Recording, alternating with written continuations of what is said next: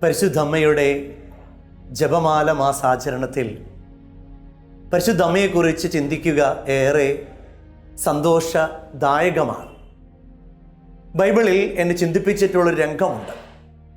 കർത്താവ് ദൈവരാജ്യ സ്ഥാപനത്തിനായി പ്രസംഗങ്ങളിലൂടെയും രോഗി ശുശ്രൂഷകളിലൂടെയും നന്മകൾ ചെയ്ത് ചുറ്റി സഞ്ചരിക്കുമ്പോൾ അമ്മയ്ക്ക് മകനെ കാണാനുള്ള ഒരാഗ്രഹമുണ്ടായി. ശിഷ്യന്മാരോട് കൂടെ കർത്താവ് പ്രസംഗിച്ചു കൊണ്ടിരുന്ന ഒരു ജനാവലിയുടെ അടുത്തേക്ക് പരിശുദ്ധ അമ്മ കടന്നു ചെല്ലുന്നുണ്ട്. ശിഷ്യന്മാർ കർത്താവിൻ്റെ അടുത്ത് നിന്ന് പറയും, നീ നിൻ്റെ അമ്മ നിന്നെ കാണാൻ കാത്തിരിക്കുന്നു. ഉടനെ കർത്താവ് ഈശോ മിശിഹ ശിഷ്യന്മാരോട് ചോദിക്കുന്ന ഒരു ചോദ്യമുണ്ട്, ആരാണ് എൻ്റെ അമ്മ? ആരാണ് എൻ്റെ സഹോദരൻ? ഞാൻ ചിലപ്പോൾ ചിന്തിക്കും, എൻ്റെ വീട്ടിൽ എൻ്റെ അമ്മ എന്നെ കാണാൻ വന്നിരുന്നിട്ട് ഞാൻ തിരിച്ച് ചോദിക്കുകയാണ്, ആരാണ് എൻ്റെ അമ്മ? എൻ്റെ അമ്മയാണെങ്കിൽ ചിലപ്പോൾ മുഖത്തൊരു തല്ല് തന്നിട്ട് പറയും, ഞാനാണ് നിൻ്റെ അമ്മ. ചിലപ്പോൾ ഇങ്ങനെ ചിന്തിക്കാറുണ്ട്, നന്മ ചെയ്ത് ചുറ്റി സഞ്ചരിച്ചു കൊണ്ടിരിക്കുന്ന കർത്താവിനെ ഒരു നോക്ക് കാണാൻ പരിശുദ്ധമ്മ ചെന്നപ്പോൾ കർത്താവ് ചോദിച്ച ചോദ്യവും അതിനെ തുടർന്നുള്ള വാക്കുകളും ഏറെ ശ്രദ്ധേയമാണ്. കർത്താവ് പറയും, എൻ്റെ പിതാവിൻ്റെ ഇഷ്ടം നിറവേറ്റുന്നവരാരോ അവരാണ് എൻ്റെ അമ്മയും സഹോദരി സഹോദരന്മാരും.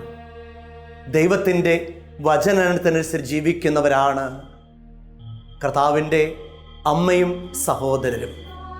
ഞാനിത് പറഞ്ഞത് എന്താണ് ദൈവവചനം?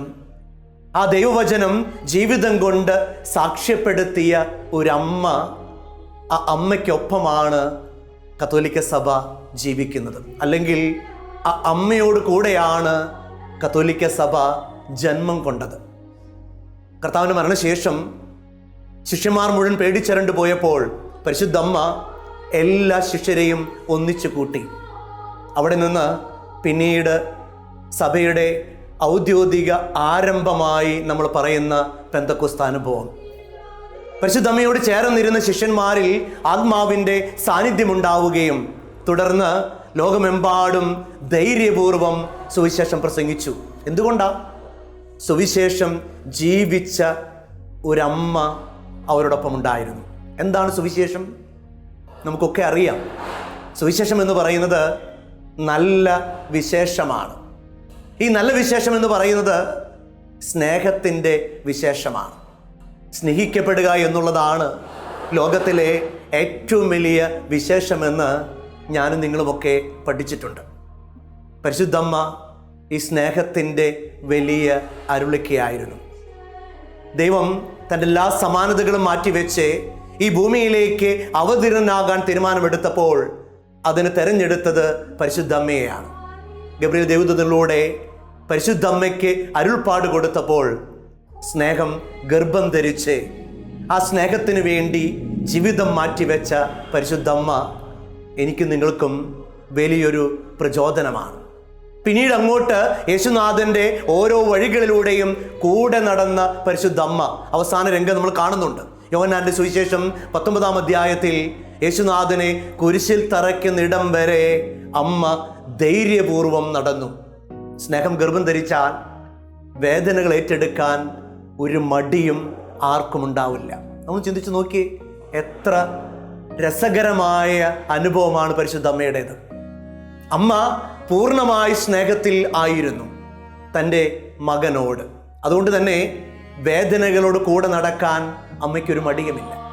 അങ്ങനെ കാലുവരിഗിരിയിൽ കുരിശിൻ്റെ താഴെ കിടക്കുമ്പോൾ യേശുനാഥൻ അമ്മയോട് പറയുന്നുണ്ട്, സ്ത്രീയെ, ഇതാ നിൻ്റെ മകൻ. യോഹന്നാൻ സ്ലീഹയോട് പറയുന്നു, ദേ ഇതാ നിൻ്റെ അമ്മ. സഭയ്ക്ക് യേശുനാഥൻ കൊടുത്ത വലിയ അമ്മ സാന്നിധ്യം. അന്നു മുതൽ ഇന്നു വരെ ഈ അമ്മയുടെ സാന്നിധ്യം നമ്മൾ അനുഭവിക്കുന്നുണ്ട്.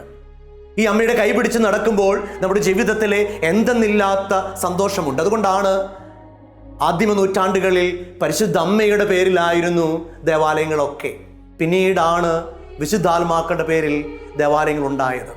പരിശുദ്ധ അമ്മയാണ് സഭയ്ക്കെന്നും കൂട്ട്. കാരണം അവൾ യേശുവിനോടൊപ്പം സഹരക്ഷകയായിരുന്നു. ഈ അമ്മയുടെ കൈയും പിടിച്ച് നടക്കാൻ ധൈര്യം കാണിക്കുക.